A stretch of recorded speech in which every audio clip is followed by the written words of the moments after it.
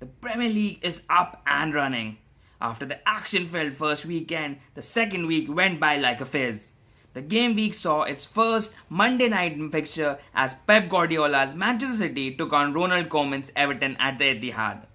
Other matches included high-flying Manchester United faced Swansea, Liverpool faced Crystal Palace, Arsenal faced Stoke City, and Sunday saw the London derby between Tottenham Hotspur and Chelsea at Spurs' temporary home Wembley. So let's take a look at the 10 things we could talk about from the game week 2 of the English Premier League. Ominous Manchester United. Jose Mourinho's men began the season with a 4-0 demolition of West Ham United, and they continued their wrecking streak and thrashed Swansea City 4-0 at the Liberty Stadium. Yes, the sides that United have beaten till now aren't the strongest, but the Red Devils are looking mighty good with the team playing like the old Manchester United of Sir Alex Ferguson. Henrik Mkhitaryan, Paul Pogba, Marcus Rashford all look miles better than last season, and with the Lukaku up front is just the icing on the cake that the men needed. They face Leicester City next, which exactly isn't a tough match, but the Premier League champions of 15-16 might provide United with a better challenge than West Ham or Swansea did. New season, same old Arsenal.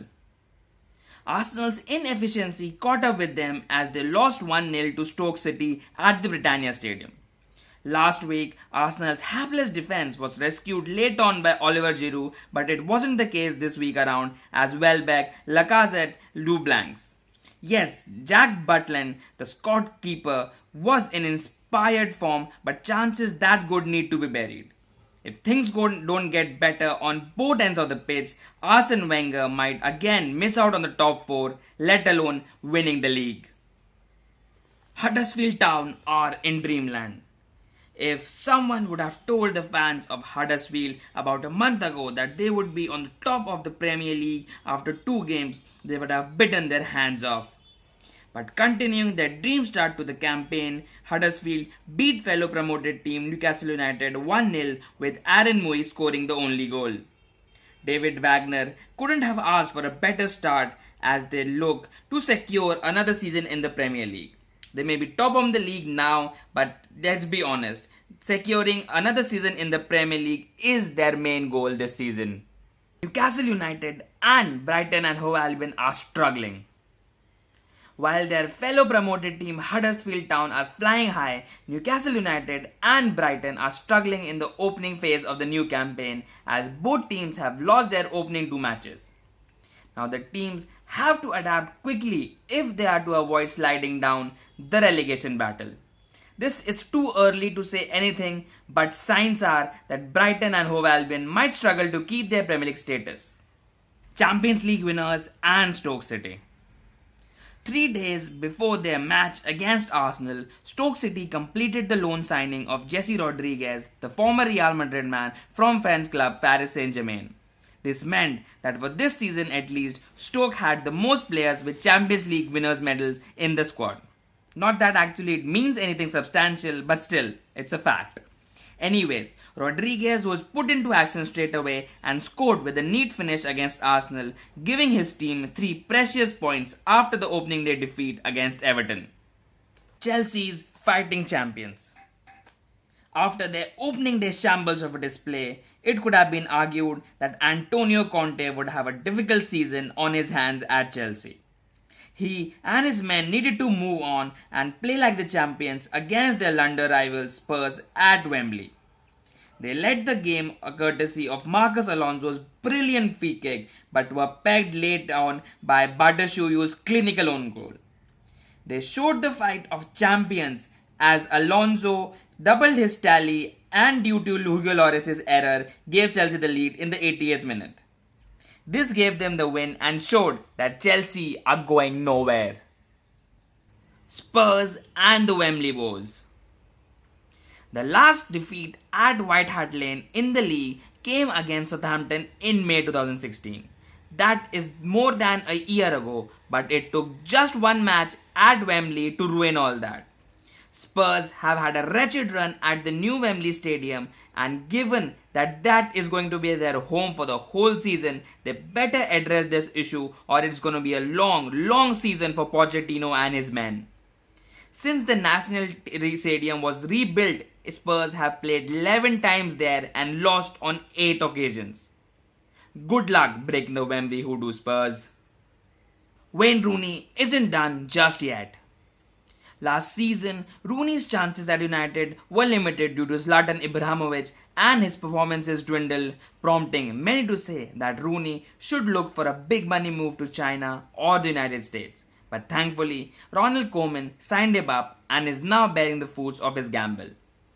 The striker has scored in Everton's first 2 league games. Against Manchester City, he was the player who covered the most ground for them, which means that he is putting in his heart for the team. His strike against City was his 200th Premier League goal, with his 50th and 150th also coming against City. He is far from finished yet, and regular playing time will ensure that he goes on to have a good season, and an England recall may be soon on the cards. Sergio Aguero, a fading force? At the age of 29, this seems a little far-fetched, but that is what seems to be the case right now.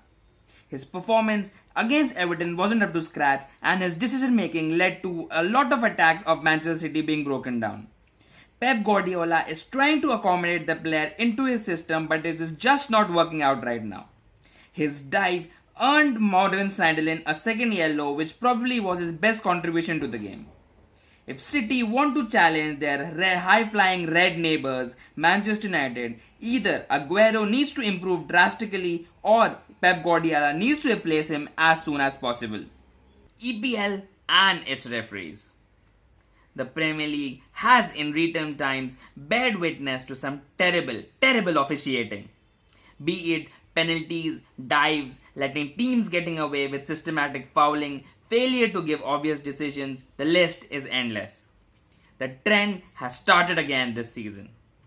The first instance was in the match between West Ham United and Southampton, where Dusan Tadic somehow avoided a red card for a wild lunge on Javier Hernandez.